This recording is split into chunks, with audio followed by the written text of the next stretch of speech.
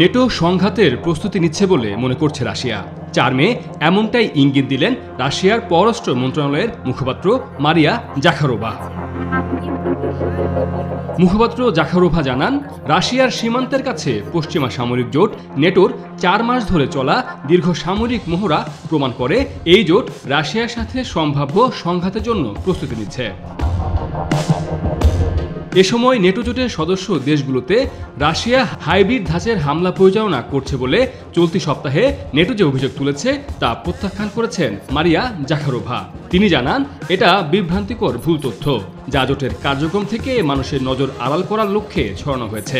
বরং নেটোই অস্ত্র, গোয়েন্দা তথ্য এবং অর্থ দিয়ে ইউক্রেনকে সহায়তা করে রাশিয়ার সাথে হাইব্রিড যুদ্ধ চালিয়ে যাচ্ছে।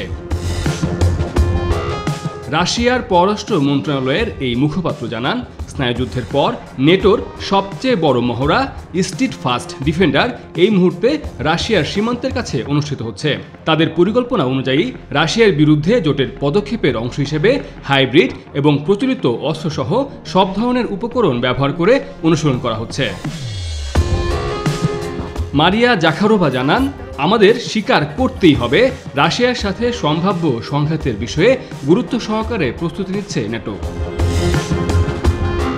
2022 সালে ইউক্রেনে রাশিয়ার সামরিক সংঘাত শুরু হওয়ার পর গত কয়েক দশকের মধ্যে রাশিয়া ও পশ্চিমের সম্পর্ক সবচেয়ে বৈরী হয়ে উঠেছে।